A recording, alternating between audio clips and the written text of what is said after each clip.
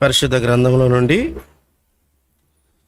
ప్రకటన గ్రంథం మనం 1, 6, 7 చూసుకున్నాం కదా. అదే కంటిన్యూషన్గా ఇంకొక మాట ఉంటుంది. ఆ మాట చదువుకుందాం. ప్రకటన గ్రంథం 22:12 వచనం అందరం కలిసి చదువుకుందాం. ప్రకటన గ్రంథం 22:12 లాస్ట్ పేజ్, బైబిల్లో లాస్ట్ పేజ్. అదే మ్యాప్ల కన్నా ముందుంటుంది బైబిల్లో లాస్ట్ పేజీ. ప్రకటన గ్రంథం 22:12 అందరం కలిసి చదువుకుందాం. ఇదిగో త్వరగా వచ్చుచున్నాను, వాని క్రియ చొప్పున ప్రతి వానికి చుటకు నేను సిద్ధపరిచిన జీతము నా యొద్ద ఉన్నది. కొరింథీయులకు రాసిన మొదటి పత్రిక 11వ అధ్యాయము. కొరింథీయులకు రాసిన మొదటి పత్రిక 11వ అధ్యాయము 28 నుంచి 31 వరకు మార్చి చదువుకుందాం. 28 నుంచి 31 వచనం వరకు మార్చి చదువుకుందాం.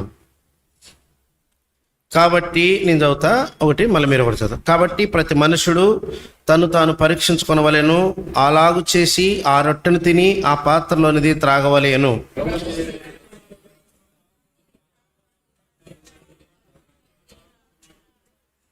ఇందువల్లనే మీలో అనేకులు బలహీనులు రోగులై ఉన్నారు, చాలా మంది నిద్రిస్తున్నారు. అయితే మనం అందరం కలిసి చదువుకుందాం ఈ మాట మళ్ళీ. అయితే మనల్ని మనమే విమర్శించుకుని ఎడల తీర్పు పొందక పోవుదము. ఈ రోజున మన యొక్క మెసేజ్ యొక్క పేరు ఏంటి అంటే the elements of second coming. రెండో రాకడలో ఉన్నటువంటి ఏంటి విషయాలు, ఏంటి ఎలిమెంట్స్ ఏంటివి. ఈ ఉన్నటువంటి యొక్క గంట సమయంలో ఒక 5 విషయాలు మనము చూస్తాం. ఎక్కువ చూడలేం కానీ ఒక 5 విషయాలు అయితే చూస్తాం. మొదటి రాకడ, యేసుక్రీస్తు ప్రభు మొదటి రాకడకు ప్రపంచము సిద్ధపడింది. దానికి తెలియకుండానే, రాజులకు తెలియకుండానే, పాలకులకు తెలియకుండానే, రాజరికాలకు తెలియకుండానే, ప్రపంచానికి తెలియకుండానే తన మొదటి రాకడకు ప్రపంచం సిద్ధపడింది. ఈ మాట దానియేలు గ్రంథం 2వ అధ్యాయంలో ఒక బొమ్మ ఉంది. ఆ బొమ్మ, దాని శిరస్సు వచ్చే బంగారు, దాని భుజాలు వచ్చే వెండి, దాని ఉదరం వచ్చే ఇత్తడి, దాని తొడభాగం వచ్చే ఇనుము, తర్వాత దాని కాళ్ళు పాదములు వచ్చే ఇనుము, మన్ను కలిపినటువంటి మిశ్రమం. అనగా ఈ యొక్క 5 విషయాలను వాడుకొని, లేదా 4 రాజ్యాలను దేవుడు వాడుకొని, మొదటి రాకడ 4 రాజ్యాలు, రెండో రాకడ చివరి రాజ్యం, చివరి పరిపాలన. ఈ మొదటి 4 రాజ్యాలను వాడుకొని తన మొదటి రాకడకు ప్రపంచాన్ని సిద్ధపరిచాడు దేవుడు. ఒకటి బబులోను చక్రవర్తి బంగారు, ఆయన వారిని చెరక తీసుకోవడానికి దేవుడు వాడుకున్నాడు. రెండవది వెండి, విమోచనకు అర్థం, విమోచనకు సాదృశ్యం. మాదియా పారసికులు 2 భుజాలు. ఈ మాదియా పారసికులను వాడి వారిని విమోచించి మందిరాన్ని కట్టుకోవడానికి, దేవాలయం కట్టుకోవడానికి, యెరూషలేం ప్రాకారాలు కట్టుకోవడానికి టైం ఇస్తా వచ్చినాడు. తర్వాత మూడవది, వీళ్ళని బబులోను జయించి మాదీయులు వస్తే, మాదియా పారసికులను జయించి గ్రీకు సామ్రాజ్యం వచ్చింది. గ్రీకు సామ్రాజ్యంలో ఉన్నటువంటి అలెగ్జాండర్ ద గ్రేట్ ప్రపంచం అంతా గ్రీక్ తత్వాన్ని నెరపి ఆ గ్రీకులకి బైబిల్ను కూడా అనువదించాడు. ఎలెక్సెస్ అంటారు. అనగా 72 మందిని బైబిల్ అనువదించడానికి ఎథెన్స్లో మొట్టమొదటిగా లైబ్రరీ పెట్టి, మత గ్రంథాలన్నీ కూడా గ్రీకులోకి రావాలి, గ్రీక్ లాంగ్వేజే, గ్రీక్ తత్వమే ప్రపంచం అంతా ఉండాలి అని అన్ని మత గ్రంథాలు అనువదించే క్రమంలో బైబిల్ను కూడా అప్పుడు ఉన్నటువంటి ఆ బైబిల్ను అరామిక్లో, హెబ్రీలో ఉన్నటువంటి ఆ బైబిల్ను గ్రీకులోకి అనువదించాలని 72 మందిని సమకూర్చి పంపిస్తే 2 వ్యాధి కలిగి చచ్చిపోతారు. 70 మంది ఆ బైబిల్ అనువదిస్తారు. ఆ అనువదించబడినటువంటి మొట్టమొదట ఆ గ్రీక్ బైబిల్ను సెప్టోజెంట్ అంటారు. దాన్ని LXS అంటారు. ఎల్ అంటే 50 గ్రీక్లో, గ్రీక్ లాంగ్వేజ్లో, రోమన్ లాంగ్వేజ్లో ఎల్ అంటే 50, ఎక్స్ అంటే 10, 60, LXS ఇంకొక 60, ఇంకొక 10, 70. అనగా 70 మంది రక్షించారు కాబట్టి, దాన్ని అనువదించారు కాబట్టి LXS అంటారు. ఇప్పుడు బైబిల్ అంతా గ్రీకుల కాలంలో ప్రపంచం అంతా ఒక లాంగ్వేజ్ ఉంది, ఆ లాంగ్వేజ్లోకి బైబిల్ వచ్చింది, అందరూ బైబిల్ చదువుతున్నారు. ఇప్పుడు బైబిల్ ఏమైందంటే వాళ్ళని ఓడించి రోమీలు వస్తే రోమీలు ఒక నినాదం తీసుకొని వచ్చారు. చూడండి, వాళ్ళకి తెలియదు ఆ నినాదం దేవునికి ఉపయోగపడుతుందని. గ్రీకులో విడుదల, మరి కోరేస్కి తెలియదు విడుదల చేయాలని. కానీ దేవుని ప్రణాళిక 70 సంవత్సరాలు అయిపోయింది, విడుదల చేయాల్సిందే. గ్రీకులో అలెగ్జాండర్ తెలియదు గ్రీకులకి బైబిల్ రావాలా, అందరూ చదవాలని. కానీ ఆయన తత్వము, గ్రీకు తత్వము దేవుని యొక్క ప్రణాళిక నెరవేరుస్తూ వస్తుంది. చివరిగా రోమీలు వచ్చారు. రోమీలు ఒక నినాదంతో వచ్చారు. ఏంటి అంటే all roots goes to the Rome. అన్ని రోడ్లు కూడా, అన్ని దారులు కూడా ఎక్కడ తూర్పు నుంచి, పడవ నుంచి, ఉత్తరం నుంచి, దక్షిణం నుంచి ఎక్కడ బయలుదేరినా వాళ్ళు రోమ్ పట్టణానికి పోయి రహదారులు వేస్తూ వచ్చారు. రెండవది, ఎవరు ఎక్కడికైనా పోయి బతకచ్చు వారి రాజ్యంలో అని చెప్తా వచ్చారు. అప్పుడు బైబిల్ సులభంగా ఒక ప్రాంతం నుంచి ఇంకో ప్రాంతానికి ట్రాన్స్పోర్ట్ అవుతా వచ్చింది. అన్ని ప్రాంతాలకు బైబిల్ వెళ్ళిపోయింది. అన్ని ప్రాంతాల్లో ఒకే లాంగ్వేజ్ గ్రీక్ ఉంది. అందరూ బైబిల్ చదివినారు. ఇప్పుడు మెస్సయ్య రాబోతున్నాడని వెయిట్ చేస్తూ వచ్చారు. అప్పుడు ప్రవచనాలు చదివారు. మన కుమారుడు అనుగ్రహించబడెను, ఆయన భుజముల మీద రాజ్యభారముండును కదా, యెషయా మొద్దు నుంచి గురొచ్చును. తర్వాత ఇలాంటి ప్రవచనాల కోసం ఎదురు చూస్తున్న సమయంలో అదే రోమియో గవర్నమెంట్లోనే యేసుక్రీస్తు ప్రభు వచ్చేసారు. ఇప్పుడు ఆలోచించండి, వాళ్ళకి తెలుసురా, ప్రపంచము రాజులు రాజరికాలు వాళ్ళకి తెలియకుండానే వాళ్ళ డబ్బులంతా వాడి, వాళ్ళ యొక్క అధికారంతా వాడి, వాళ్ళ కాలాన్నంతా వాడి, సైన్యానంతా వాడి, జ్ఞానమంతా వాడి దేనికి సిద్ధపరిచారు? దేవుని మొదటి రాకడకు సిద్ధపరిచారు. ఇప్పుడు కూడా అది చరిత్ర కాబట్టి మీకు చెప్తానే ఒక 10 నిమిషాలు బాగా అర్థమైపోయింది. కానీ ఇప్పుడు భవిష్యత్తు, ఇది అర్థం చేసుకోవడానికి పరిశుద్ధాత్మ దేవుని సహవాసం కావాలా. పరిశుద్ధాత్మ దేవుని సహవాసం కావాలి అంటే పరిశుద్ధత మనలో ఉండాలి. ఎందుకు బైబిల్ అర్థం కావట్లే? ఎందుకు ప్రకటన గ్రంథం అర్థం కావట్లే? ప్రకటన గ్రంథం చెప్పేవాళ్ళు ఎందుకు లేకుండా పోతున్నారు? ఎందుకు ప్రకటన గ్రంథం పట్టుకోవాలని భయపడుతున్నారు? ప్రకటన అర్థం చేసుకోవడానికి ఎందుకు అసలు మన జ్ఞానం సరిపోవట్లే? కారణం ఏంటంటే ఇది భవిష్యత్తును అర్థం చేసుకోవాలంటే పరిశుద్ధాత్మ దేవుని సహవాసం కావాలా. ఆయన యొక్క సహాయం కావాలా. ఆయన మనలో ఉంటే తప్ప, ఆయన మన హృదయంలో ఉండి ఆయన జ్ఞానాన్ని ఇస్తే తప్ప ఈ భవిష్యత్తు విషయాలు అర్థం కావు.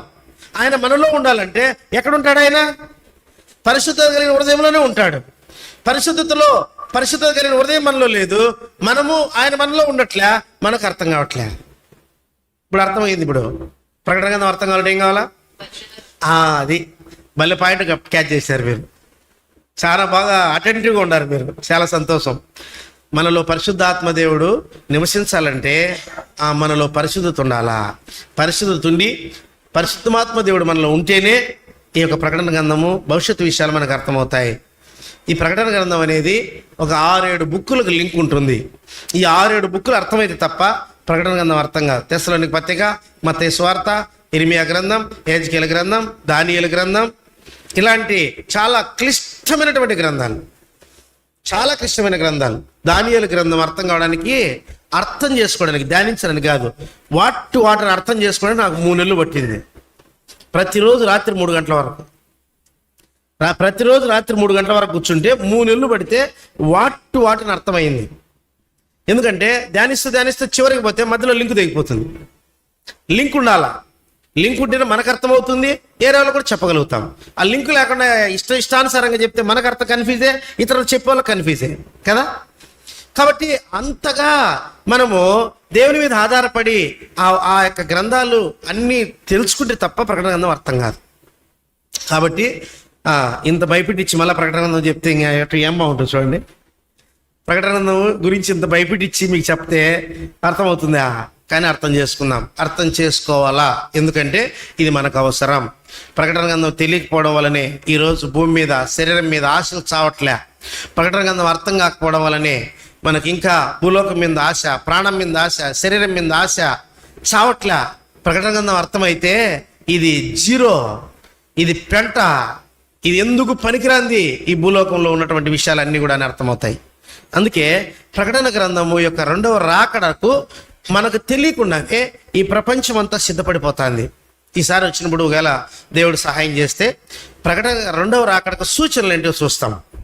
ప్రకటన గ్రంథ 2వ రాకడకు సూచనలు ఏంటి, ప్రపంచం ఎట్లా సిద్ధపడుతుంది, డీటెయిల్గా ఒక గంట మెసేజ్ చూద్దాం. అయితే మనకు తెలియకుండానే ప్రపంచం సిద్ధపడిపోతుంది.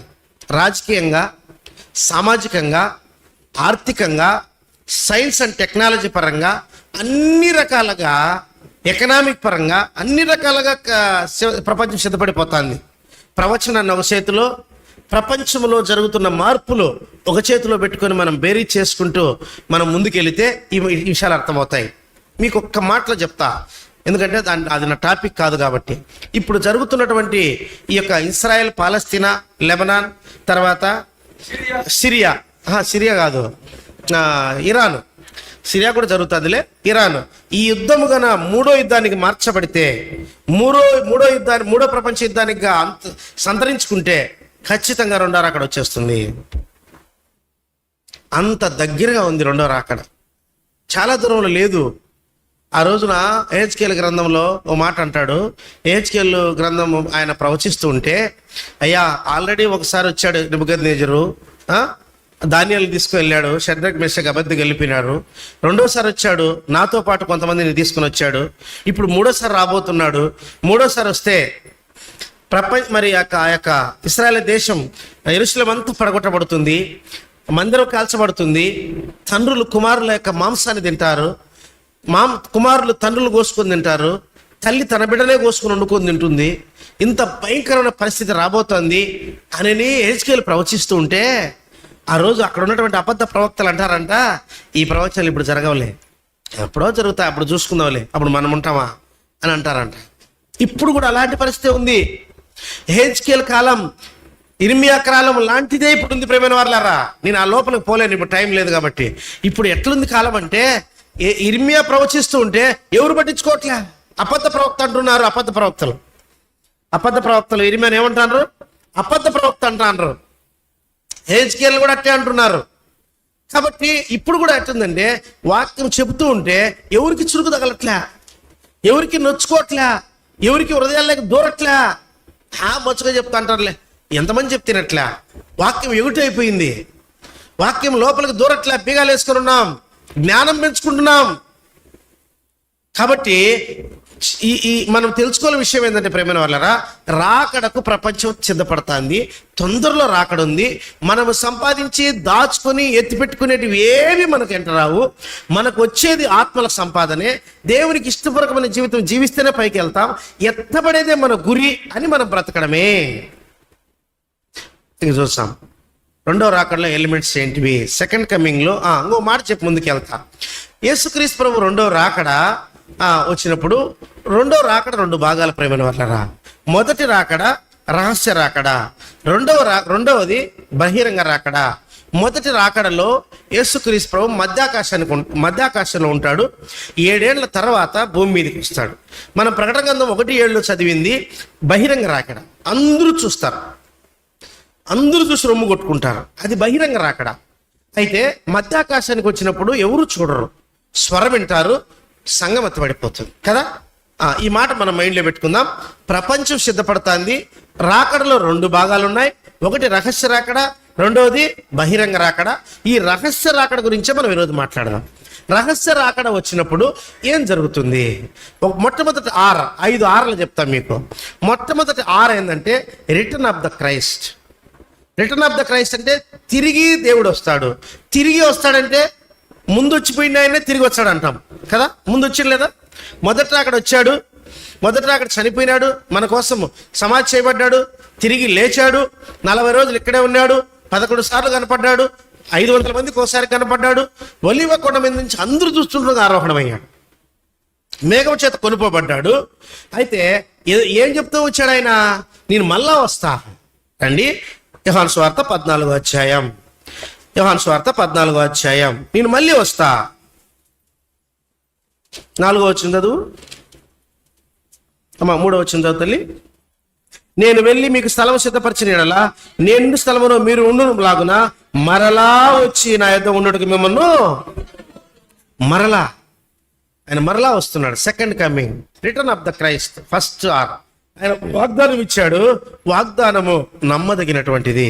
ఆకాశం అంతరించినా, భూమి గతించినా, సూర్యచంద్ర నక్షత్రాలు రాలిపోయినా, సముద్రాలు ఇంకిపోవచ్చు కానీ ఈ భూమి సృష్టి అంతా కూడా ఒక రోజున రెండో పేతురు ప్రకారంగా ఈ సృష్టి అంతా ఒక రోజున ఏమైపోతుందంటే లయమైపోతుంది, మహావేంద్రముతో అగ్గి తగులుకొని కాలిపోతుంది.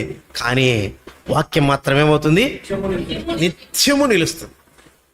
ఈ మాట నమ్మాలా, ఈ మాట నమ్మాలా. ఇది సత్యమైన మాట. ఈ వాక్యం సత్యమైంది, ఈ వాక్యం జీవ కలిగింది, ఈ మాట నిలిచేది. ఈ మాట నమ్మితే, ఈ మాటను మనం గైకొంటే మన జీవితాలు మార్చేది మాట కదా. కాబట్టి రిటర్న్ ఆఫ్ ద దేవుడు ఏమంటున్నాడు? నేను మళ్ళీ వస్తా, మరలా వస్తా. ఇప్పుడు చదవండి అపోస్తల కార్యాలు 1, అపోస్తల కార్యాలు 1:11 వచ్చింది చదవండి, లేదా 10వ వచనం నుంచి చదవండి. ఆయన వెళ్ళుచుండగా వారు ఆకాశం వైపు తేరి చూసి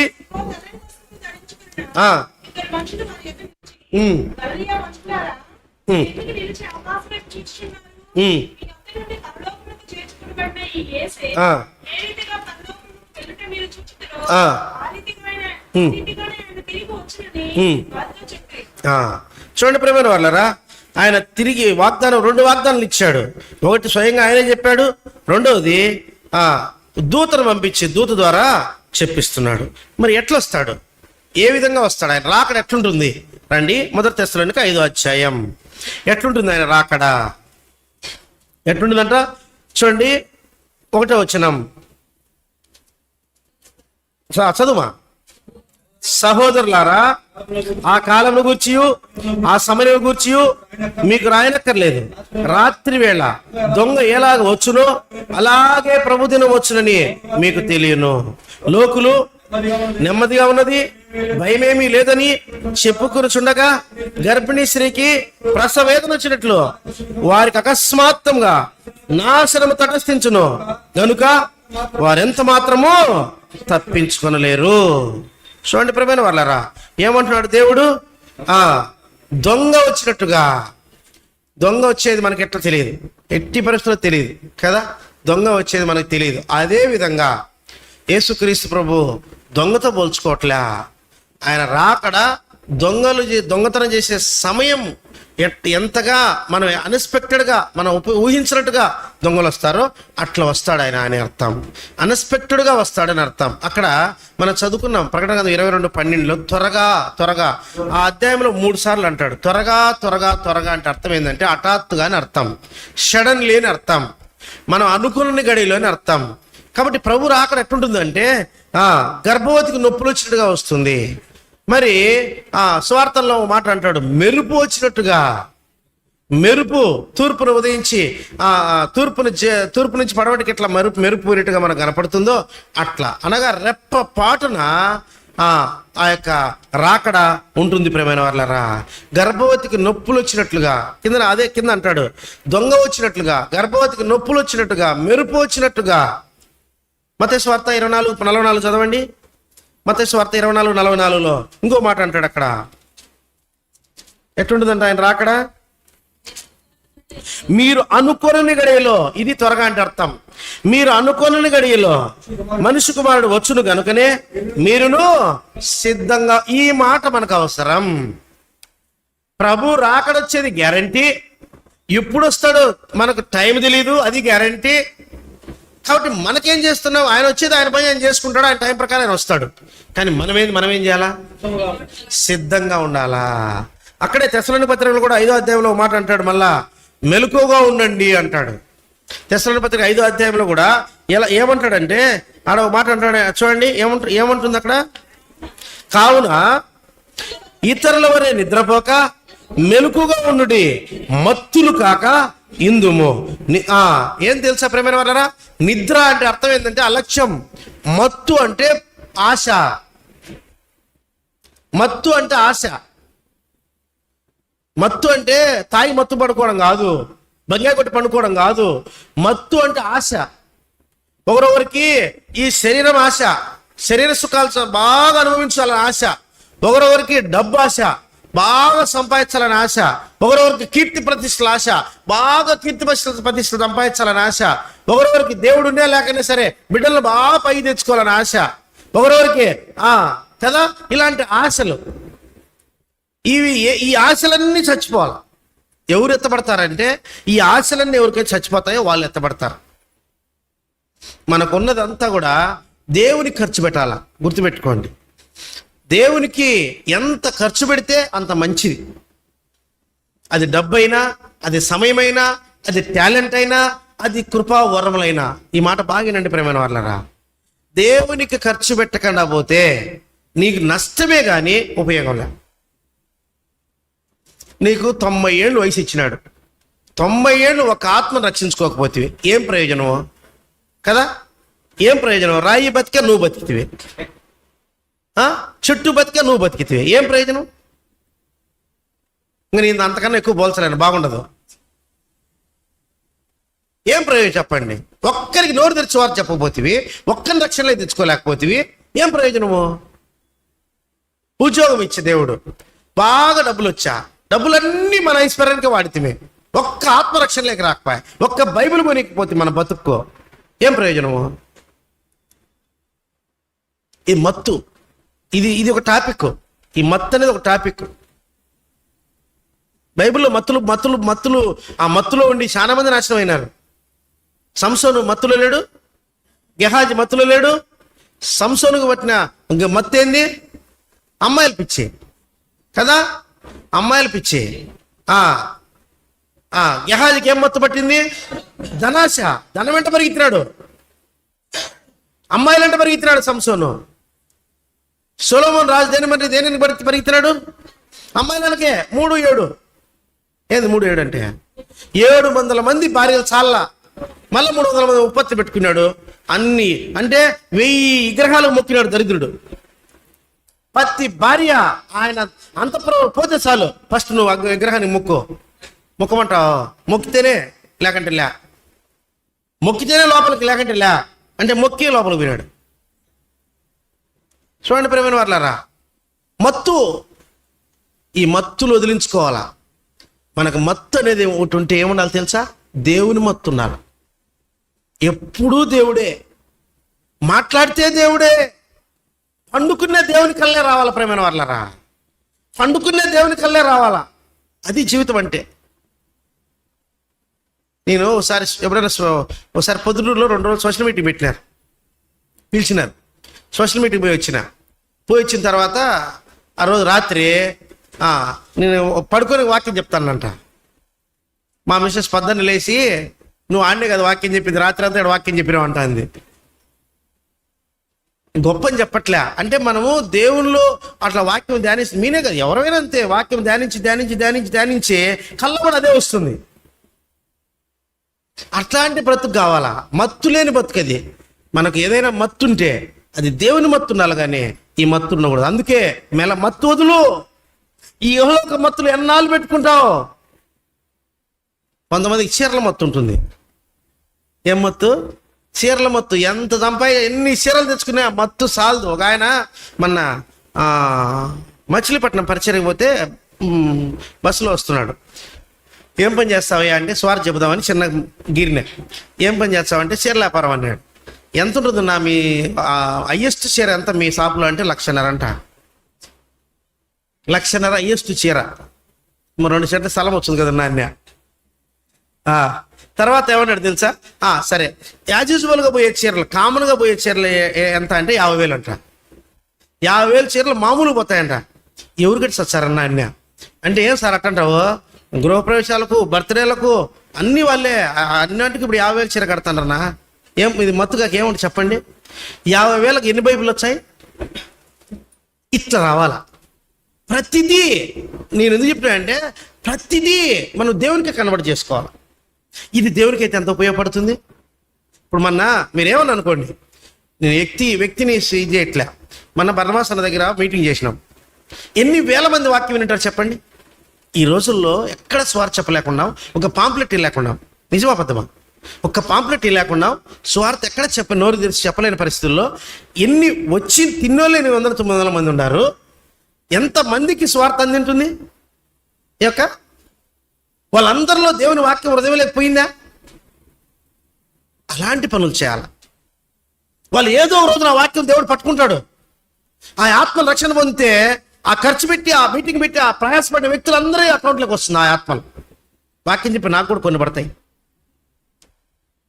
నిజం ఇట్లా కన్వర్ట్ చేసుకోవాలా. మన సమయం, మన డబ్బులు, మన ప్రతిదీ దేవునికి ఉపయోగపడుతుందా లేదా?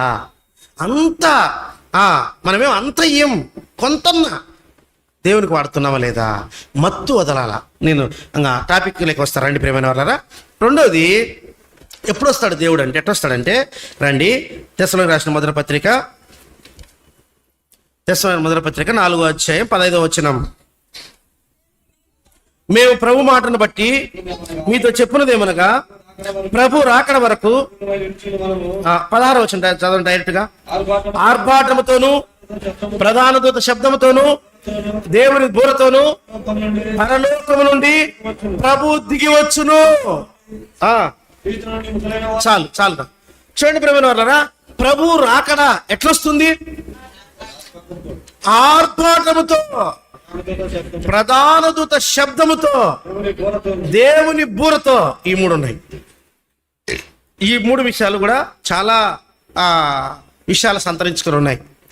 దేవుడు యేసుక్రీస్తు మొట్టమొదటి ఎట్టొచ్చాడు భూమి మీదకి? మొదటి రాకడలో రహస్యంగా వచ్చాడు కదా, ఆర్భాటం లేదు కదా, చాలా దీనుడుగా వచ్చాడు, దరిద్రుడుగా వచ్చాడు. ఫిలిప్పీ రాసిన పత్రికలో ఉంటుంది 7 అంతల తగ్గింపులో వచ్చాడు కదా. 7 అంతల తగ్గింపులో దీనుడుగా, దరిద్రుడుగా, ఏమీ లేనివాడుగా, కనీసం ఆయన పుట్టడానికి కూడా స్థలం లేనటువంటి వాడుగా, ఆ పశువుల పాకలో, ఆ దుర్గంధములో, ఆ కుడితొట్టులో పండబెట్టే స్థితిలోకి దేవుడు వచ్చాడు. ఎందుకు? కృపాయుగాన్ని స్టార్ట్ చేయడానికి. కృపను తీసుకుని వచ్చాడు. కృపామయుడు కృపను స్టార్ట్ చేశాడు. కృపాకాలం అంతమైపోతుంది ఎప్పటికంటే సంఘం ఎత్తబడేటప్పటికి. ఇప్పుడు ఎట్టొస్తున్నాడు తెలుసా? ఇప్పుడు కృపామయుడు కాదు, ఇప్పుడు మహా ఆర్భాటంతో వస్తున్నాడు. ఆర్భాటం అంటే అర్థం ఏంటి? హూంకరిస్తా వస్తున్నాడు. మహా కోపంతో వస్తున్నాడు. సింహము ఆకలితో పడుకొని ఆకలి కానీ బయటకు వచ్చి ఒక్కసారిగా గర్జిస్తుందంట. ఎందుకు గర్జిస్తుందంటే, సింహం గర్జించిందంటే అర్థం ఏంటంటే దానికి ఆకలి అవుతుందని. అప్పుడు ఏం జరుగుతుందంటే, ఓయమ్మ సింహం వచ్చిందని ఆ పొదల్లో ఉన్న అన్ని జంతువులు ఆడే ఉంటే పట్టుకోలేదు, పరిగెత్తాయంట బయటికి.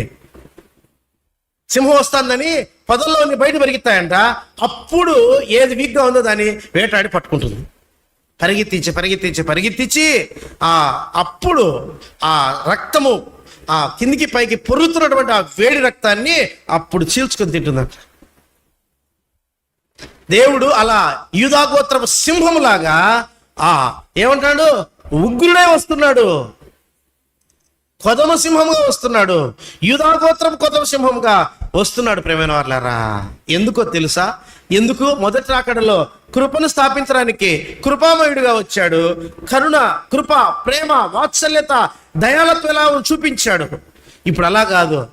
నీ నమ్మకుండా ఉన్న వారి మీద, దేవుని మీద విశ్వాసం ఉంచినటువంటి వారి మీద, పాపాన్ని జురుకుంటున్నటువంటి వారి మీద, సాతాను సైన్యం మీద, సాతాను మనుషుల మీద, వేషధారుల మీద ఆయన కోపాన్ని కుమ్మరిస్తూ వస్తున్నాడు. మహా ఆర్భాటముతో కదా, ఆర్భాటముతోను ప్రధాన దూత శబ్దం. ఏంటి ప్రధాన దూత శబ్దం అంటే? బూర శబ్దం. ఆ బూర బూ అని మధ్యాకాశంలో ఎప్పుడైతే ఆ ప్రధాన దూత ఒత్తాడో, ఆ ప్రధాన దూత శబ్దముతో, మహా ఆర్భాటముతో కోటాన కోట్ల మంది దూతలు వెంటరాగా, కెరూబులు వెంటరాగా మెస్సయ్య పరలోకం నుంచి దిగి వస్తాడు. పరలోకం నుంచి దిగి ఎక్కడికి వస్తున్నాడు? మధ్యాకాశానికి వస్తాడు. కాంటెస్ట్ మర్చిపోద్దు, నేను ఒక మాట చెప్పినా మీరు ఇట్లా కన్ఫ్యూజ్ అవుతారని. మధ్యాకాశానికే వస్తాడు, భూమి మీదకి రాడు. మధ్యాకాశానికి వచ్చాడు. ఇప్పుడు మొదటి సమాప్తమైంది. ఏంది? మొదటి అయింది రిటర్న్ ఆఫ్ ద క్రైస్ట్. ఎవరైనా రాసుకుంటే గుర్తుపెట్టుకోండి, రిటర్న్ ఆఫ్ ద క్రైస్ట్. మొదటి దేవుడు 2 తిరిగి వచ్చేసాడు మధ్యాకాశానికి. వాగ్దానము నెరవేర్చబడింది, ప్రవచనాలు నెరవేర్చబడ్డాయి. ఇప్పుడు యూదా గోత్రపు సింహం గర్జిస్తున్నాడు మధ్యాకాశంలో. ఏంటి ఆయన గర్జన కారణం? పాపాత్ములు, ఎంత చెప్పినా మనసు మార్చుకున్నటువంటి కఠినాత్ములు, కఠిన హృదయులు మీద ఆయన కోపాన్ని రగులుకుంటున్నాడు. అగ్నిరాగా రగులుకుంటుంది. 2వ ఎప్పుడైతే మధ్యాకాశంలో వచ్చాడో బూర ఊదబడిందో, ఆ బూర మొట్టమొదట ఎవరింటారో తెలుసా? రండి. ఇప్పుడు చదవండి 15వ వచనం, 1 తెస్సలోనిక 4:15 చదువు. 15వ వచనం.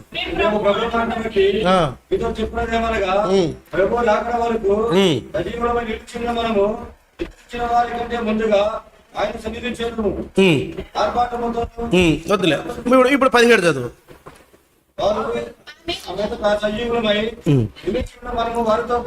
చాలు చాలు. ఇప్పుడు చూడండి ప్రేమనవరా, ఇక్కడ దానికన్నా ముందు ఒక్క మాట ఉందన్న. అక్కడ ఏంటంటే చూడండి, ఇప్పుడు నిద్రించిన వారికంటే ముందుగా మనం సన్నిధికి చేరము అంటే, ఎప్పుడైతే ఆర్భాటంతో ప్రభు వచ్చాడో ఆ బోర శబ్దము క్రీస్తు ఆడ 16 చివరిలో ఉంటున్నాడు. క్రీస్తునందుండి మృతులైన వారు మొదట. దీన్ని రెజరక్షన్ అంటారు. రెజరక్షన్ అంటారు. రెండవ రెజరక్షన్ అంటే క్రీస్తునందుండి, యేసుక్రీస్తునందుండి చనిపోయినటువంటి వారు మొదట లేస్తారు. యేసుక్రీస్తునందు ఎవరుంటారు? సంఘం ఉంటుంది కదా. ఆ సంఘము ఎత్తబడుతుంది. ఈ సంఘంలో 2 భాగాలు. మొదటి రాకడలో 2 భాగాలు ఎట్నో సంఘంలో కూడా 2 భాగాలు. ఒక భాగం ఏంటంటే యేసుక్రీస్తు నమ్ముకొని చనిపోయినవారు. రెండవ భాగం ఏంటంటే యేసుక్రీస్తు నమ్ముకొని సజీవులుగా ఉండేవారు. యేసుక్రీస్తు నమ్ముకొని చనిపోయినటువంటి వారు, ఈ 2 కలిసి సంఘం అంటారు. చనిపోయిన వారు, బ్రతికుండే వాళ్ళు. ఈ సంఘం అంటే అర్థం ఏంటి? డెఫినేషన్ తెలుసుకుందాం రండి. కొరింథీ రాసిన మొదటి పత్రిక 1వ అధ్యాయం 2వ వచనం. కొరింథీ మొదటి పత్రిక 1వ అధ్యాయం 2వ వచనం. కొరింథీలో ఉన్న దేవుని సంఘమునకు అనగా క్రీస్తు యేసునందు పరిశుద్ధపరచబడి వారై పరిశుద్ధులుగా ఉండుటకు పిలువబడిన వారు. ఎవరు మా సంఘం అంటే? సంఘం అంటే ఎక్లీషియా అని అర్థం గ్రీక్లో. ఎక్లీషియా అంటే అర్థం ఏంటంటే కాల్డ్ అవుట్ పీపుల్. ఏం కాల్డ్ అవుట్? ఎక్కడి నుంచి కాల్డ్ అవుట్? ఎక్కడి నుంచి కాల్డ్ అవుట్ అంటే పాపాత్ములలో నుంచి పిలిచినటువంటి వారు, లేదా లోకములో నుంచి పిలిచినటువంటి వారు. ఎందుకు పిలిచినాడు? ఎందుకు పిలిచాడంటే యేసుక్రీస్తు రక్తంలో పరిశుద్ధపరచబడి పరిశుద్ధులుగా ఉండుటకు. ఈ మాట మర్చిపోతున్నాం మనం. ఒకరోజు పాపాలు ఒప్పుకున్నాం, పాపాలు ఒప్పుకొని వదిలేసిన తర్వాత పరిశుద్ధపరచబడ్డాం. అదే స్థితిలో మనం ఉండాలి. ఈ లోక యాత్రలో కొనసాగుతుండగా అనేక పాపాలు, డాగులు, మరకలు మనకు అంటుకుంటుంటే అవి కడుక్కోకుండా ఉండకూడదు. అవి కడుక్కోవడానికి మనకు బల్ల వాక్యము. ఇవి కడుక్కోవాలి ఎప్పటికప్పుడు కడుక్కొని పరిశుద్ధపరచబడి ఉండాలి. భక్సింగ్ గారు పడుకునే రోజు ప్రార్థన చేస్తాడంట. ఏమని ప్రార్థన చేస్తాడంటే, ప్రభువా నా కళ్ళతో కానీ, నా మనసుతో కానీ, నా తలంపులతో కానీ, ఊహలతో కానీ, ఆశలతో కానీ నేనేమన్నా పాపం చేసింటే నీ రక్తంతో నన్ను కడుగు, నన్ను పరిశుద్ధపరచు అని ప్రార్థన చేసిన తర్వాత మళ్ళీ ఆయన ఓపుకున్నంత వరకు ప్రార్థన చేసుకొని పడుకుంటాడంట. ఎందుకంటే ఒకవేళ ఏ పాపమన్నా నన్ను నిలిచిపోతే, నేను పడుకున్నప్పుడు ఆయన వస్తే నేను ఎత్తబడకపోతే నా గతి ఏంటి అని భయం. చూడండి, ఈ భయం ఉండాల. అందుకే ఎవరు అంటే సంఘం ఎవరు అంటే ఎవరు ఎత్తబడతారు అంటే పరిశుద్ధులు. ఈ మాట గుర్తుపెట్టుకోండి, మళ్ళా కొంత చూస్తాం. అయితే పరిశుద్ధులు, సంఘం పరిశుద్ధులు, పరిశుద్ధంగా ఉండి చనిపోయిన వాళ్ళు మొట్టమొదటి బోర శబ్దం వాళ్ళు వింటారు. వాళ్ళు విని ఏమవుతాయంట? రండి. 4 విషయాలు జరుగుతాయి అక్కడ. ఏం జరుగుతాయంటే మొట్టమొదట ఈ పునరుత్థానం ఎట్లా జరుగుతుందంటే 1 కొరింథీ 15:20 చదవండి. 1 కొరింథీ 15:20. 1 కొరింథీ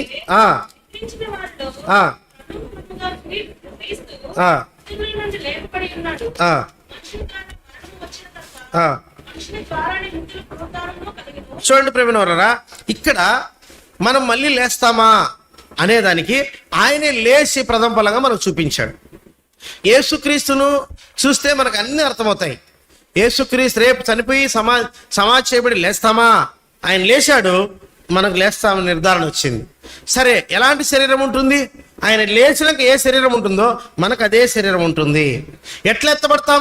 ఆయన ఎట్లా వెళ్ళిపోయినాడో మనం అట్లా వెళ్ళిపోతాం. చూడండి, మరి ఆ మహిమా శరీరం తింటుందా? ఎట్లుంటుంది?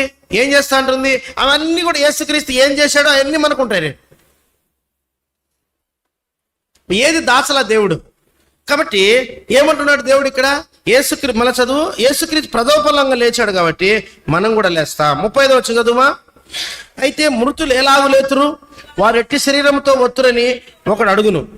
ఓ అవేకి, నీ విత్తునది చచ్చితేనే గాని బ్రతికింపబడదు కదా. నీ విత్తిన దాన్ని చూడగా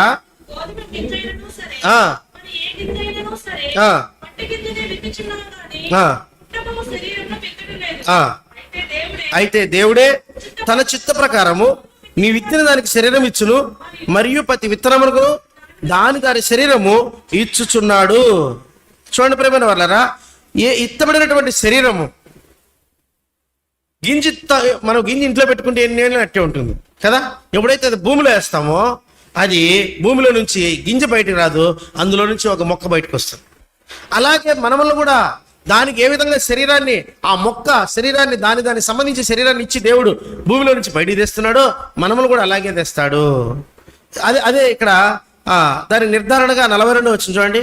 మృతుల పునరుత్థానం అలాగే శరీరము క్షయమైనదిగా విత్తబడి అక్షయమైనదిగా లేపబడును, ఘనహీనమైనదిగా విత్తబడి మహిమగలదిగా లేపబడును, బలహీనమైనదిగా విత్తబడి బలమైనదిగా లేపబడును. ప్రకృతి సంబంధమైన శరీరముగా విత్తబడి ఆత్మ సంబంధమైన శరీరముగా లేపబడును. ప్రకృతి సంబంధమైన శరీరం ఉన్నది కనుక ఆత్మ సంబంధమైన శరీరం కూడా ఉన్నది. చూడండి ఎలాగా లేపబడతారు ఇల్లు అంటే, కడపూరం మోగగానే రెప్పపాటున వాళ్ళందరూ కూడా కింద కూడా ఆ మాట అంటాడు చూడండి. 52 కింద అంటాడు, ఇదిగో మీకు ఒక మరమో తెలుపుతున్నాము, మనమందరం నిద్రించవు గాని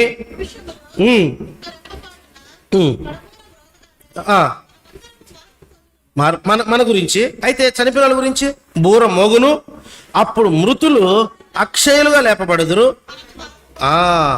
క్షయమైన ఈ శరీరము అక్షయతను ధరించుకుంటుంది. చూడండి ప్రియమైన వాళ్ళరా, మొట్టమొదటి రిజరక్షన్ ఎలా జరుగుతుందంటే, సమాధుల్లో ఉన్నటువంటి వారికి ఆ పరదేశంలో ఉన్నటువంటి ఆత్మలు మరి ఆ సమాధుల్లో పంపబడి సమాధులు తెరవబడతాయి. అప్పటి వరకు ఎడబాయినటువంటి కృప వారితో ఉంటుంది. ఆ యొక్క సమాధులు తెరవబడి ఆ యొక్క ఆత్మలు మరి మహిమా శరీరాన్ని దాల్చుకుంటాయి. మనము సంఘం చూస్తుండగానే వాళ్ళు మధ్యాకాశాన్ని కొనుక్కోబడతారు. రెప్పపాటునే వాళ్ళు పోయిన వెంటనే మనం కూడా ఏమవుతుందంట, ఇది 2వ వారం. 3వ వారం మన గురించి ఉంటుంది. 3వ వారం ఏంటి చూడండి ప్రేమైన వారా, మనం అక్కడే ఉంది. మనం నిద్రించం కానీ మనం ఏం చేస్తామంట, మనం అందరం నిద్రించం కానీ ఒక్క రెప్పపాటున కడపూర మాగుగానే మనమందరము మార్పు చెందుదాము. ఎట్లా మార్పు చెందుతామంట? 53వ వచనం. క్షయమైన ఈ శరీరం అక్షయతను ధరించుకోవలసి ఉన్నది, మత్స్యమైన ఈ శరీరం అమత్స్యతను ధరించుకోవలసి ఉన్నది. ఈ క్షయమైనది అక్షయతను ధరించుకున్నప్పుడు, ఈ మత్స్యమైనది అమత్స్యతను ధరించుకున్నప్పుడు విజయమందు మరణము ఉంటుంది మనకు. ఎంత ధన్యులం అంటే ప్రేమైన వాళ్ళారా, దేవుని కృపగన మనకుంటే, దేవుని రాకడగన వచ్చిందంటే మనము ఈ జనరేషన్ మరణాన్ని చూడకుండానే వెళ్ళిపోతాం దేవుని దగ్గరికి. అంత ధన్యతలో ఉన్నాం మనం. ఎందుకంటే అంత దగ్గరుందరు ఉన్నారు అక్కడ. మీరు ఎప్పుడన్నా మెసేజ్ చూడండి, భక్సింగ్ గారి సమయంలో, అంత ముందు సమయంలో 2వ రాకడ గురించి ఎవరు ఇంతమంది చెప్పలా. ఇప్పుడు ఎందుకు చెప్తున్నారు? ప్రపంచమంతా ప్రతి బోధకుడు ఎందుకు చెప్తున్నాడంటే, అన్ని ప్రవచనాలు నెరవేరుతూ వచ్చేసినాయి, దగ్గరికి వచ్చేసింది రాకడ.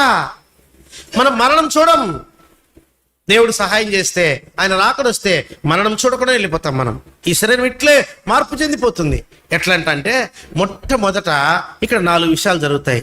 ఒకటి, ఎప్పుడైతే ఆ సమాధులు తెరవబడి మృతులైన వారు వెళ్ళిపోతారో పరిశుద్ధాత్మ దేవుడు మనలందరినీ కంట్రోల్లో తీసుకుంటాడు. మనలందరినీ ఆయన కంట్రోల్లో తీసుకుంటాడు.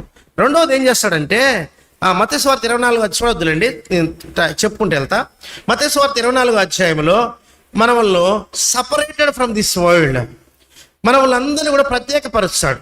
ఎట్లా ప్రత్యేకపరుస్తాడు అంటే, మత్తయి సువార్త 24 అధ్యాయంలో మేకల్లో నుంచి గొర్రెలు వేరుపరిచినట్లుగా మనల్ని ఏం చేస్తాడు? వేరుపరుస్తాడు. మూడవది ఏం చేస్తాడంటే, రెడీమర్ ఫ్రమ్ ద ఫ్లెష్. రోమా 8:23 ప్రకారంగా ఈ యొక్క శరీరం నుంచి విడిపిస్తాడు. ఈ యొక్క పాప శరీరం ఇన్ని రోజులు మనల్ని బాధ పెట్టినలా, ఇన్ని రోజులు మనల్ని ఏడిపించినలా, ఇన్ని రోజులు మనములో శోధన పాలు చేసినలా, ఇన్ని రోజులు మన మీద విజయాన్ని ప్రకటించినలా, ఈ మోసం చేసే ఈ శరీరము, నిత్య శత్రువైనటువంటి ఈ శరీరము నుంచి మనం ఏం చేస్తాడు? విడిపిస్తాడు. Redeemer from the flesh. తర్వాత ఏం చేస్తాడంటే, ఎప్పుడైతే ఈ శరీరం నుంచి విడిపిస్తాడో మట్టి శరీరం నుంచి మహిమా శరీరంగా మారుస్తాడు. మనం అదే చదువుకున్నాం 15 1 కొరింథీ 52లో. మనం ఏం చేస్తాం? మార్పు పొందుతాం. మహిమా శరీరంగా మారుస్తాడు. మహిమా శరీరంగా మార్చిన తర్వాత ఏం చేస్తాడు తెలుసా? 8 రోమీయుల పత్రిక 8:9 ప్రకారంగా ఈ పరిశుద్ధాత్మ దేవుడు ఈ సంఘాన్ని, ఈ వధువైన సంఘాన్ని తీసుకుపోయి వరుడుకు అప్పచెప్తాడు. ఈ వధువైన సంఘాన్ని తీసుకొని పోయి ఆ యొక్క వరుడికి, మధ్యాకాశంలో ఉన్న వరునికి అప్పచెప్తాడు. ఈ యొక్క పెళ్లి కుమార్తెను తీసుకొని పెళ్లి కుమారునికి అప్పచెప్తాడు. దానితో సంఘం ఎత్తబడట అయిపోతుంది. దాన్నేమో రిటర్న్ ఆఫ్ ద క్రైస్ట్, రెండోదేమో రిజరక్షన్, మూడవది ర్యాప్చర్. సంఘం ఎత్తబడేదాన్ని ర్యాప్చర్ అంటారు. అంటే సంఘం అంటే ప్రాణంతో ఉండి ఎత్తబడే వాళ్ళను ర్యాప్చర్ అంటారు. ఆ రోజున బహు భయంకరమైన పరిస్థితి జరుగుతుంది ప్రపంచంలో. కల్లోలం జరిగిపోతుంది. డ్రైవర్ బస్సు నడుపుతూ ఉంటాడు, ఎత్తబడతాడు, బస్సు యాక్సిడెంట్ అవుతుంది. విమానం నడుపుతూ ఉంటాడు, ఎత్తబడుతుంది, విమానాలు ఫెయిల్, ఢీకొట్టాయి ఒకదానికి. ట్రైన్లు సిగ్నల్ వేసేవాడు, సిగ్నల్ ఆపరేటర్ ఎత్తబడతాడు, సిగ్నల్ వేసేవాడు ఉన్నాడు, ట్రైన్లన్నీ ఢీకొంటాయి, యాక్సిడెంట్లు ఆడ చూసినా. వరదలు వస్తున్నాయి, గేట్లు ఎత్తేవాడు, ఆ డ్యాములు ఆపరేట్ చేసేవాడు ఎత్తబడతాడు, డ్యాములు తెగిపోతాయి. 1 కాదు 2 కాదు. ఫ్యాక్టరీలో పనిచేసే ఆపరేటర్స్ ఎత్తబడతారు, ఆ ఫ్యాక్టరీలు అగ్గు తగిలికుంటాయి, వాటి లిమిట్ వెళ్ళిపోయి కదా. అట్లా భయంకరం, ఎక్కడ చూసినా కల్లోలం భయంకరంగా ఉంటుంది ప్రేమైన వాళ్ళరా. అంత భయంకరమైన స్థితి ర్యాప్చర్ రోజు జరుగుతుంది. 2 భార్యాభర్తలు కూర్చొని అన్నం తింటా అంటారు, భర్త ఎత్తబడిపోతాడు. ఓ మామ ఏ అన్నాడు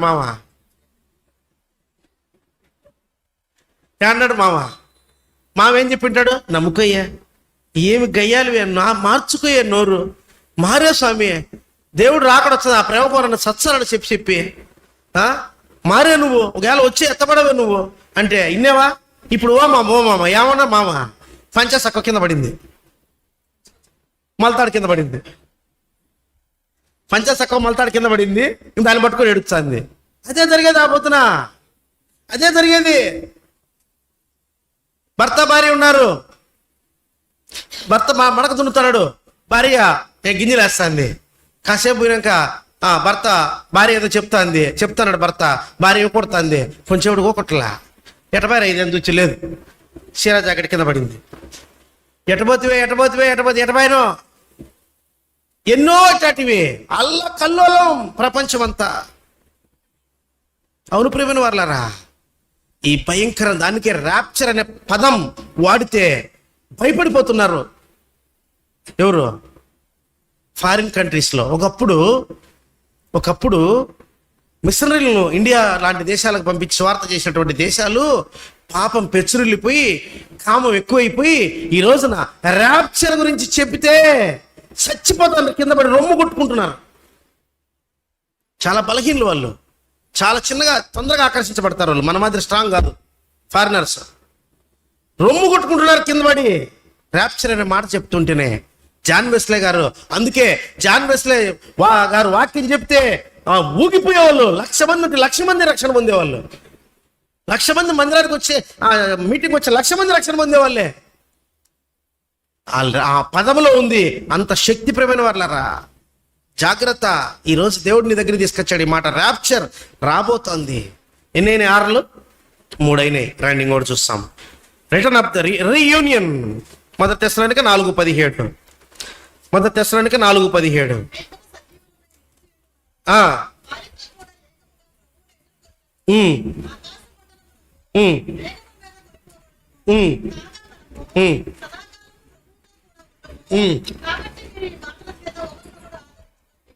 చూడండి ప్రియమైన వాళ్ళారా, ఇక్కడ ఏమంటాడు? సదాకాలము ప్రభుతో కూడా ఉంటాం. రీయూనియన్. మళ్ళీ ఇప్పుడు దేవునితో యూనియన్ అయిపోతాం, దేవునితో ఐక్యం అయిపోతాం.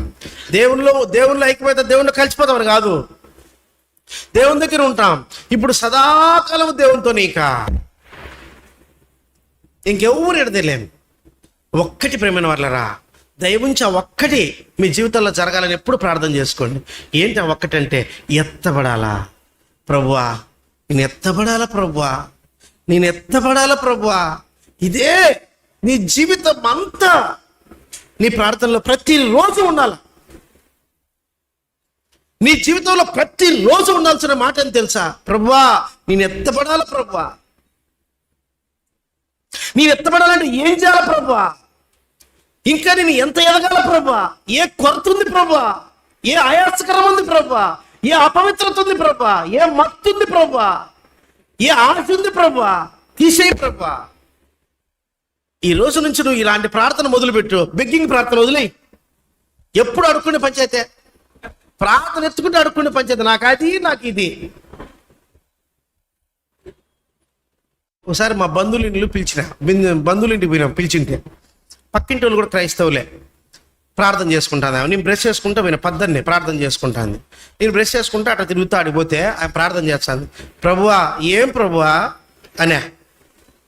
ఎవరైనా ఆయన ఏమా డైరెక్ట్ మాట్లాడుతుంది అనుకున్నాను. ఏం ప్రభువా అనే. మళ్ళా రెండోసారి చూద్దాం ఏందో ప్రార్థన బాగా చేస్తాను. ఏం ప్రభువా నీకు కనపట్లే అనే. మళ్ళా ప్రతిరోజు అడుగుతాను ప్రభువా, ఈ పొద్దుకి 4 రోజులు అవుతుంది. మీ సారికి ఎత్తుక చూపించాలి నాకు చీర. నాకట్ట ప్రభు చీర ఏ ప్రభువా 4 రోజులు ముందు అడుగుతాను. నిన్నపల్లా నీకు అంటుందంటే, మరి నీ పాసనుగులు అయ్యేం ఇట్లా ప్రార్థనలు కూడా ఉంటాయా? నేనుండి మా మిషన్స్ కూడా పిలిచినా చూడు, ఎందుకంటే ఇలా కొన్ని ఉంటాయి కదా మారలే అని. చూడు మీ జతగాళ్ళు ఎట్టున్నారో ఇట్టోళ్ళు కూడా ఉన్నారు చూద్దారని పిలిచి చూపించిన. చూస్తే ఇంకా ఎక్కువ ఇంకా ఏమేమి ఉంటుంది వింటాడు మళ్ళీ తిడతాడని వద్దురా అట్లా మా మిస్సెస్. చూడు ఏ ప్రభా 4 రోజులు అవుతుంది, 20,000 చీర కొనిందంట ఏమో, సారికి చూపించందంట, అది కావాలంటే ఒక 4 రోజులు అవుతుంది ప్రభా. ఏమి ఇవా అడక్క తినే పంచాయతీ. ఏమి 20,000 చీర కట్టకపోతే ఏమి చచ్చిపోతావా? 20,000 చీర కడితేనే బతావా? నా బిడ్డకు వాళ్ళు 2 కొడుకులు తాగుడుపోతులండి. 2 కొడుకులు తాగుడుపోతులు వచ్చి 2 అమ్మ నాయన కొడతారు. 2 కొడతారు అమ్మ నాయన. నేను 4 రోజులు అన్ని చూసినాడా. ఆయన గురించే చెప్పిన వాక్యం ప్రతిరోజు వాళ్ళ ఇంట్లో రోజు ఒకటి తీసుకొని చెప్తా వచ్చిన. ఆమె చీర గురించి చేసిన ప్రార్థన దేవుని గురించి, బిడ్డల గురించి చేసింటే బిడ్డలు మారిండోళ్ళు, భర్త గురించి చేసింటే భర్త మారిండోడు, ఆమె గురించి చేసుకుంటే ఆయన మారిండేది. వీళ్ళిద్దరూ భార్య భర్తలు మారింటే బిడ్డలు మారిండేవాళ్ళు. ఈ పొద్దు కుటుంబం ఏమైంది? బెగ్గింగ్ ప్రార్థనలు వదిలేయండి. ఈ బెగ్గింగ్ ప్రార్థనలన్నీ ఈ లోకానికి సంబంధించినవి వద్దు. దయవుంచి నేను పదం ఆడుతున్నా, మీరేమని అనుకోండి నన్ను. మొదట నా నీతిని, నా రాజ్యాన్ని ఎత్తుకో, నీకు ఇవన్నీ అనుగ్రహించబడతాయి. ఆకాశ పక్షులు చూడు, అడవి పువ్వులు చూడు, ఎన్ని చూపించాలి నీకు? ఇంకా బెగ్గింగ్ ప్రార్థనలు ఉంటావు. అందుకే ఈ ప్రార్థన నేర్చుకుందాం. ప్రభువా నేను ఎత్తబడాలి నాయనా. ఈ లోకంలో నాకు ఏదొద్దు ప్రభువా, నీ ఎత్తబడితే చాలయ్యా. ఈ లోకంలో నీ ఎలా ఉన్నా ప్రభువా, నేను ఎత్తబడితే చాలయ్యా. ఈ లోకంలో ఏది నాకు వద్దయ్యా, నేను ఎత్తబడితే చాలయ్యా. ఒక్కసారి నువ్వు ఎత్తబడితే దేవుడు ఏమంటున్నాడు? సదాకాలం ఆయనతో ఉంటాం. 7 ఏళ్ల పెళ్లి విందులో ఉంటాం, 1000 ఏళ్ల పరిపాలనలో ఉంటాం, మహిమ రాజ్యంలో ఉంటాం. ఇంకేం కావాలండి? బంగారు వీధులు ఉంటాయి, మన కాళ్ళ కింద బంగారు వీధుల్లో తిరుగుతాం. వజ్రాలు, వైడూరాలు, మణులు, మాణిక్యాలు, నీలాంబరాలతో కట్టబడినటువంటి ఆ ఇంట్లో 25 ఎకరాలతో కట్టబడినటువంటి ఆ అంతఃపురంలో ఉంటాం. 12 వజ్రాలతో కట్టబడినటువంటి ప్రాకారాలు, 12 ముత్యాలతో ఆ పొదిగించబడినటువంటి ద్వారాలు, ఆ పరలోక వైభవంలో దేవుడే దగ మెరుస్తూ ఉంటే ఆయన సన్నిధిలో ఉంటాం. ఏం కావాలి ఇక? ఆ రోజు తృప్తి కలుగుతుంది. దాన్ని ఏమంటారు తెలుసా? The great satisfaction. ప్రకటన 22:4 చదవండి. ప్రకటన 22:4 మాట ఉంటుంది. ప్రకటన 22:4 ఆయన దాసులు ఆయన సేవించుచు ఆయన ముఖ దర్శనము చేయుచుందురు. చూడండి, పరలోకంలో ఎట్లుంటుందంట? ఆయన ముఖ దర్శనం చేస్తా అంటాం. ఆయన చూస్తూ ఉంటే ఎంత సంతోషమో, ఎంత ఆనందమో. ఈరోజు కల్లో కూడా చూడలేకున్నాం ఆయన్ను. చూస్తున్నావా? నాకైతే ఎప్పుడు ప్రార్థన చేస్తా, ప్రభువా నీ గాయపడిన పాదాలు నా కల్లోన్నా చూపించయ్యా, నేను చూడాలన్న ఆశ. నేను ఇంతవరకు చూడలేకుండా, నాలో ఇంకా ఏమి అపవిత్రత ఉందో నాకు తెలియదు, నేను చూడలేకుండా. చూడండి ప్రేమైన వాళ్ళారా, ఇది మన ప్రార్థన. ప్రభువా కల్లో అయినా నీ గాయపడిన పాదాలు చూడాలా, అందులో నుంచి వస్తున్నటువంటి మహిమను, ఆ తేజస్సును, ఆ వెలుగుని నేను చూడాలా ప్రభువా. అప్పుడు వరకు నా ఆశ తీరదు నాయన అని ప్రార్థన చేస్తున్నా. పాదాలు చూడు, కల్లో పాదాలు చూస్తేనే మనకు అంత ఆశ తీరితే, రియల్గా మనం చూస్తే, రియల్గా ఆయన ముఖ దర్శనాన్ని చూస్తే, ఆయన ముఖం నుంచి వచ్చినటువంటి ఆ గొప్ప తేజస్సును చూస్తే, ఆ వెలుగును చూస్తే ఏమంటే ఎట్టుండి చెప్పండి? అది సంతోషం, అది ఆనందం. ఆ ఆనందము ఎప్పుడు ఉంటుంది. అదే నిత్య సుఖం అంటే. ఆయన నిత్య సుఖం అంటే అదే, ఎప్పుడు ఉంటుంది ప్రేమైన వాళ్ళరా. అందుకే ప్రకటన 4వ అధ్యాయం చూడొద్దులేండి, ఆయన స్వరూప దర్శనాన్ని యోహాను చూస్తా వచ్చినాడు. యోహాను ఎంత ధన్యుడో ప్రేమైన వాళ్ళరా. శిష్యులు ఎవరు చూడలా. అపోస్తలైన పౌలు కూడా కొద్దిగా చూశాడు కానీ పరలోకంలో మొత్తం చూడలా. యోహాను ఎంత ధన్యుడు. అందుకే ఆయన ప్రియ శిష్యుడు, ఆయన రొమ్మున అనుకున్నాడు. కాబట్టి ఇప్పుడు ఎన్ని ఆర్లు అయినాయి? 4 అయినాయి. చెప్పండి, ఇప్పుడు 4 ఏంటి? Return of the Christ, resurrection, rapture, reunion కదా.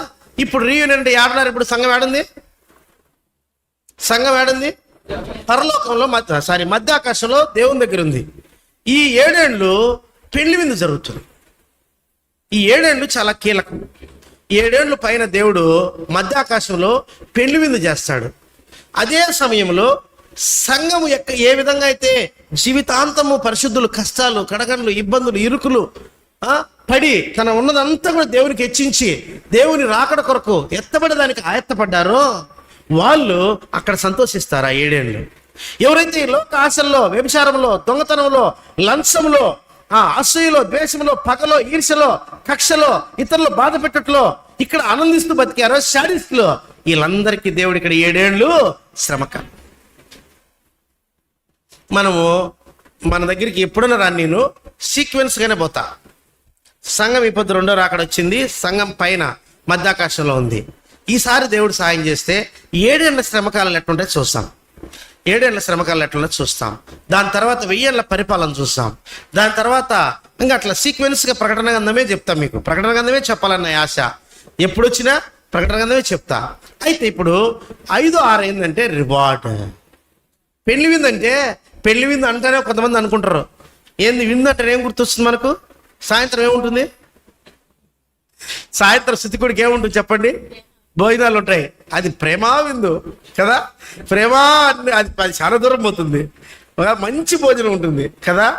అప్పుడు అందుకని పెళ్లి విందు అంటారు ఏమనుకుంటారంటే, ఈ అమ్మ జీవితం అంటే తినలాడన్న బాగా తినాలరా స్వామి, అది దేవుడు పెట్టేది కదా, భలే ఉంటాయి, చాలా రకాల డిషెస్లు ఉంటాయి అనుకుంటుంటారు. కాదు, అప్పుడు తినడానికి నీ శరీరం ఉండదు. ఉంటుందా? శరీరం ఉండదు. అది ఆవింది కాదు. అక్కడ ఏమిస్తారంటే కిరీటాలు ఇస్తాడు. 5 కిరీటాలు ఇస్తాడు. 5 కిరీటాలు చూడడానికి నాకు 1 గంట సమయం కావాలా, కానీ మీకు చూపిస్తా, ఏమేం కిరీటాలని చూపిస్తా ఈ రోజున. రండి చూడండి ప్రేమనారా. 1 కొరింథీ 1 లేదా 4:5. 1 కొరింథీ 4:5 చదవండి. 1 కొరింథీ 4:5.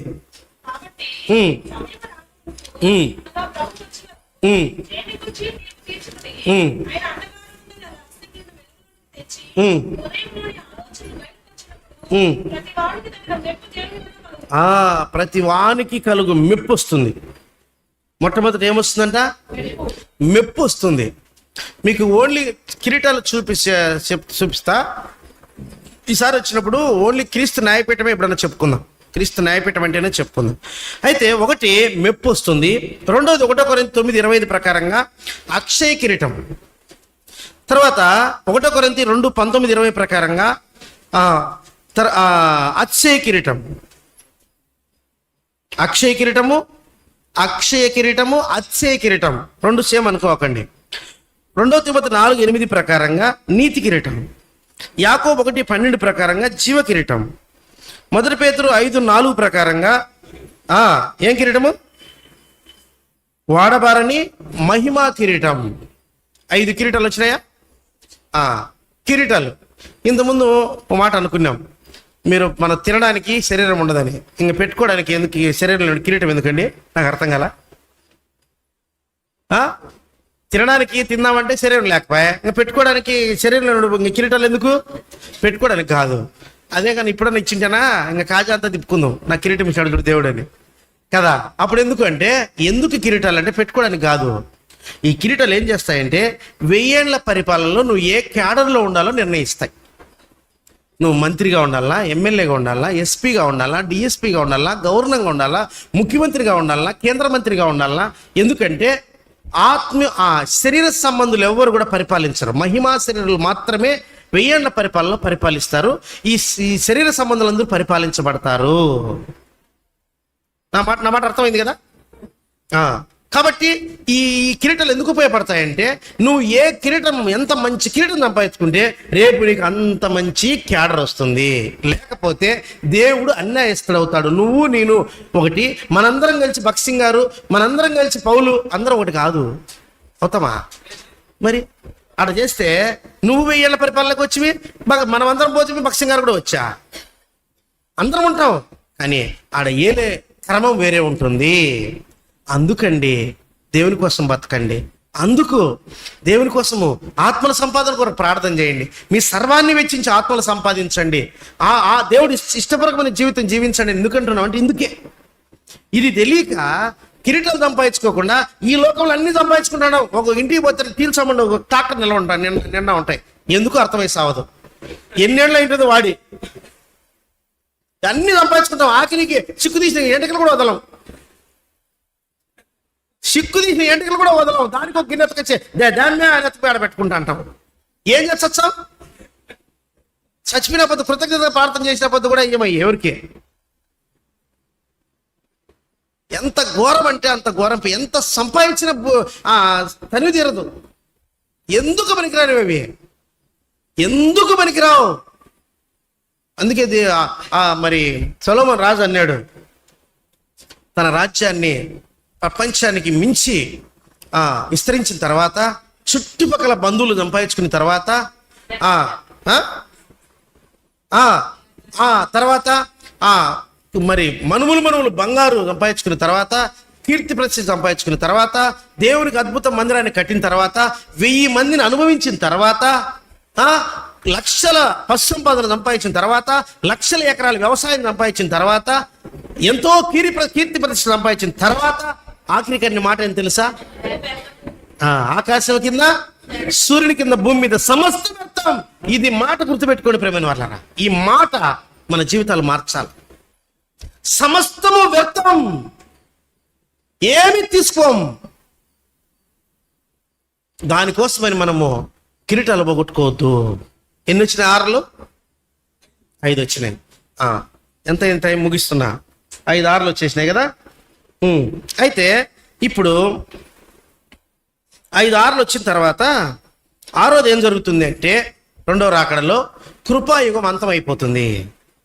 బాగానండి ఇప్పుడు కృపాయుగంలో ఉన్నాం కాబట్టి దేవుడు మాలాంటి వాళ్ళని ప్రేరేపించి బతిమాలమని చెప్తున్నాడు. బతిమాలుతున్నాం, అంతేనా? చేతులెత్తి బతిమాలుతున్నాం. నమ్ముకోండి అమ్మా, దేవుని నమ్ముకోండి అమ్మా, పాపాన్ని వదలండి అమ్మా, బలహీనలు వదలండి అమ్మా, నోరు మార్చుకోండి అమ్మా, కన్ను మార్చుకోండి అమ్మా, మనసు మార్చుకోండి అమ్మా, సాక్ష్యం మార్చుకోండి అమ్మా, జీవితాలు మార్చుకోండి అమ్మా. ఎన్ని రోజులు మారని జీవితంతో, మార్పు చెందిన హృదయంతో అలా రాయిలాగా ఉంటాం. చేతులు జోడించి అడుక్కుంటున్నాం. అడుక్కుండే కృపాయుగము ఒక రోజున రండి చూపిస్తా మాట. ప్రకటన గ్రంథం 22:10 చదువు. మరియు అతడు నాతో ఇలాగ చెప్పాను. నువ్వు చిన్నగా చదువుతున్నావు, ఏరే వాళ్ళు ఆక్రమించుకుంటున్నావు. గట్టి చదువు, నువ్వే చదువు. ఉండుమా ఆ బిడ్డ చదువుతల్లి. మరియు అతడు మరియు నాతో ఇలాగ చెప్పాను, ఈ గ్రంథమందున్న ప్రవచన వాక్యములను ముద్ర వేయవలదు, కాలం సమీపమైనది, అన్యాయం చేయవాడు ఇంకనూ అన్యాయమే చేయనిమ్ము, అపవిత్రుడైన వాడు ఇంకనూ అపవిత్రుగానే ఉండనిమ్ము, నీతివంతుడు ఇంకనూ నీతివంతుడుగానే ఉండనిమ్ము, పరిశుద్ధుడు ఇంకనూ పరిశుద్ధుడుగానే ఉండనిమ్ము. ఇదిగో త్వరగా వచ్చుచున్నాను, వాని క్రియ చొప్పున నేను వానికి సిద్ధపరిచిన జీతము నా యొక్క ఉన్నది. ఉంది, వదిలేయి. ఫుల్ స్టాప్ పెడతాడు. ఇది ఆయన రెండో రాకడ వరకు కొనసాగుతున్న మాట రాంగ్ డాక్టరీన్. ప్రియమైన వాళ్ళరా, ప్రతి ఒక్క మనిషికి కొంత సమయమే ఇస్తాడు దేవుడు నమ్ముకోవడానికి. తర్వాత ఫుల్ స్టాప్ పెడతాడు ఈ వాక్య ప్రకారంగా. వదిలేయి, ఉన్ని. అపవిత్రుడు అపవిత్రంగానే ఉండి, పవిత్రుడు పవిత్రంగానే ఉండని, అన్యాయం చేసి అన్యాయంగానే ఉండి, న్యాయవంతుడుగానే ఉండి, వదిలేయి. ఈ మాటే మారని మన జీవితంతో మాట్లాడితే, ఈ మాటే మారని మన జీవితంతో మాట్లాడి వాడు మారలే, ఆయన మారదలే, వదిలే అని అంటే దేవుడు ఏంటండి మన గతి? ఒక్కసారి ఆలోచించండి. మన కళ్ళు మారకపోయాయి, పాపశుభులు చూచిమి. మన నోరు మారకపోయాయి, బూతులే మాట్లాడితేమి, సరసక్తులే మాట్లాడితేమి, జాగ్రత్తలే మాట్లాడితేమి, మోసం మాటలే మాట్లాడితేమి, అబద్ధాలే మాట్లాడితేమి. మన హృదయం మారకపోయాయి. ఎప్పుడు అసూయ, ద్వేషం, పగ, ఈర్ష్య, కక్ష, ఈ ఇహలోక సుఖాలే, ఈ ఇహలోక ఆశలే. ఏం తిందాం, ఏం తాగుదాం, ఏం కట్టుకుందాం, ఏం సంపాదించాం. చేతులు మారకపోయాయి, పాప పనులే. కాళ్ళు మారకపోయాయి, పాపపు నడతే, పాప సాక్ష్యమే. ఈ మారని మన జీవితాలకు దేవుడి మాట తెస్తే మన గతి ఏంటి? అవును ప్రభువా, నా జీవితం మారలా. ఒకవేళ నువ్వే కోపగించుకుని మాట నాతో అంటే, నా జీవితానికి మారకుండా పోవడానికి ఫుల్ స్టాప్ పెట్టేస్తే, చూసి హృదయాన్ని తట్టి ఇంకా చాలు అని నువ్వు అంటే, నా గతి ఏమైపోతుంది ప్రభువా అనే జాగ్రత్త నీలో ఉండాలా. నువ్వు భయపడాల ప్రేమైన వాళ్ళరా. రెండో రాకడింత దగ్గరలో ఉంటుండగా మారని జీవితాన్ని నువ్వు చూసుకో, మారని హృదయాన్ని నువ్వు చూసుకో, మారని ఆశలు ఊహలు నువ్వు చూసుకో.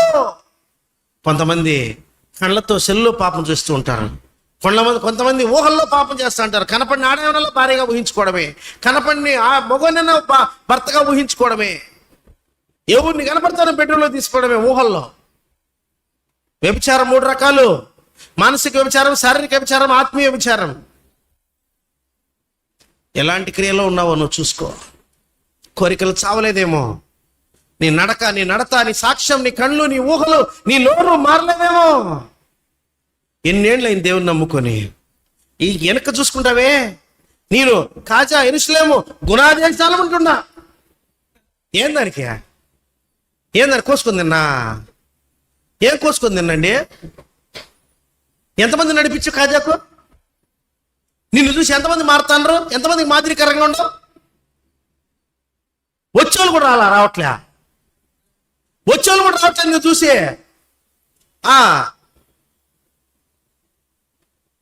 ఏందానికి పునాదేశాలు ఉంటుంటావు?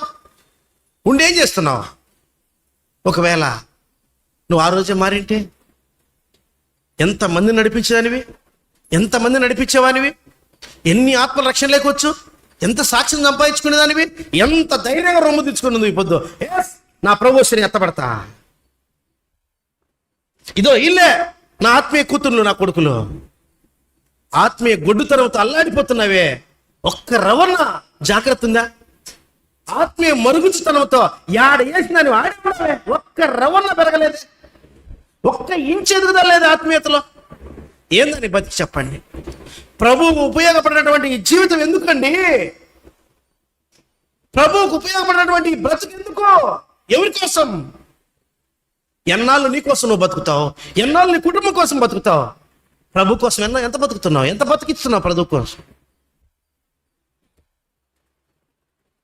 అవును ప్రేమైన వాళ్ళ, అందుకే అంటున్నాడు దేవుడు, మీరు అనుకున్న గడిలో ప్రభు వచ్చును గనుక మీరు సిద్ధంగా ఉండి.